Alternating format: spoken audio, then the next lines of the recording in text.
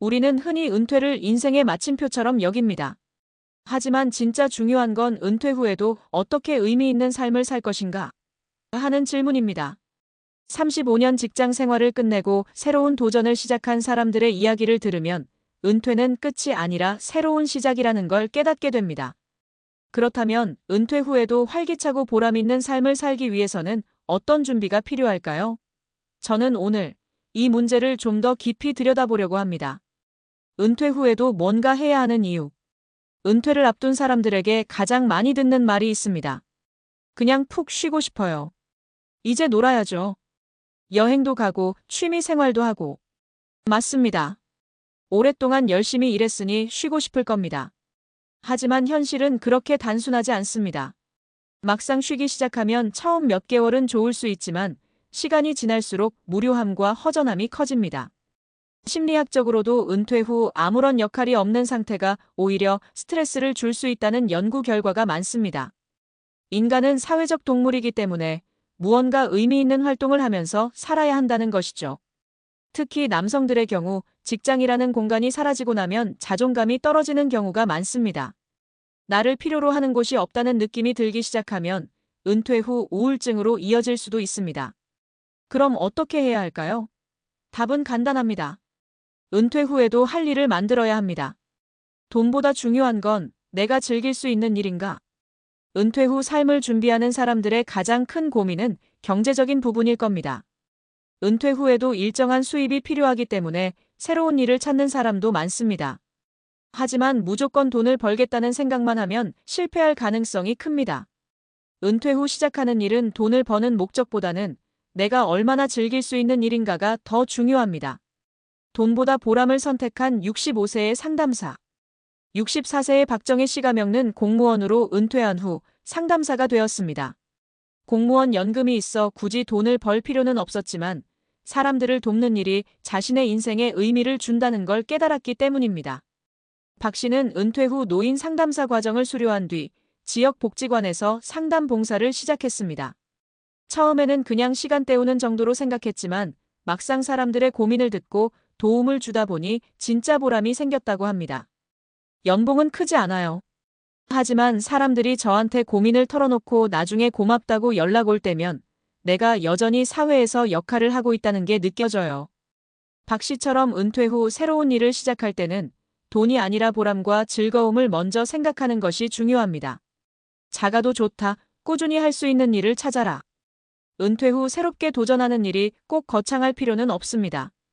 오히려 작아도 좋으니 꾸준히 할 수 있는 일을 찾는 것이 중요합니다. 왜냐하면 은퇴 후 가장 위험한 것은 지루함이기 때문입니다. 우리는 일이 없을 때가 아니라 의미 없는 시간을 보낼 때 가장 힘들어합니다. 작은 카페에서 삶의 활력을 찾은 59세 회계사. 35년간 회계사로 일한 김성호 씨가 겪는 은퇴 후 카페를 차렸습니다.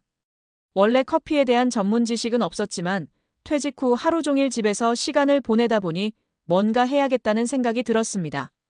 처음엔 걱정도 많았지만 막상 시작해보니 손님들과 이야기 나누는 게 너무 재미있었습니다.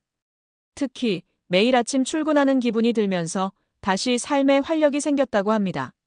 나는 늘 숫자만 보면서 살았는데 이제는 사람들의 얼굴을 보면서 살아요. 내가 만든 커피를 좋아해주는 손님이 있을 때면 하루가 기분 좋죠. 김 씨처럼 은퇴 후에는 새로운 배움과 작은 도전이 필요합니다. 꼭 돈을 벌지 않아도 좋습니다.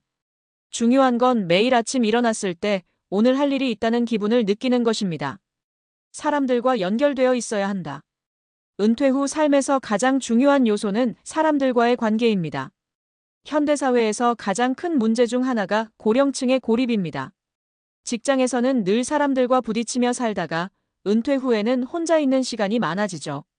처음에는 편할 수 있지만 점점 외로움이 커집니다. 외로움은 곧 우울증과 건강 문제로 이어질 수 있습니다.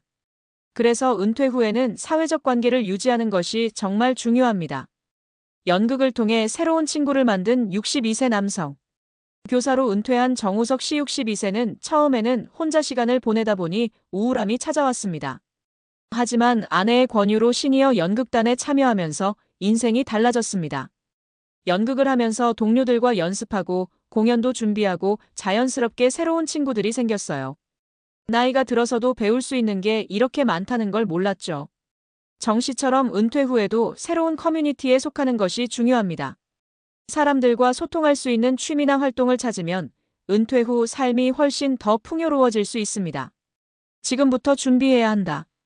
그렇다면 은퇴 후 행복한 삶을 위해 지금부터 무엇을 준비해야 할까요? 첫째, 은퇴 후에도 하고 싶은 일을 찾아라. 무조건 쉬겠다는 생각만 하면 공허함이 찾아올 수 있습니다. 내가 은퇴 후에 하고 싶은 일은 무엇인지 미리 고민하고 계획해야 합니다. 둘째, 돈보다 지속할 수 있는 일을 선택하라. 은퇴 후 시작하는 일이 꼭 돈이 많이 벌려야 하는 것은 아닙니다. 중요한 건 내가 얼마나 즐길 수 있는지입니다.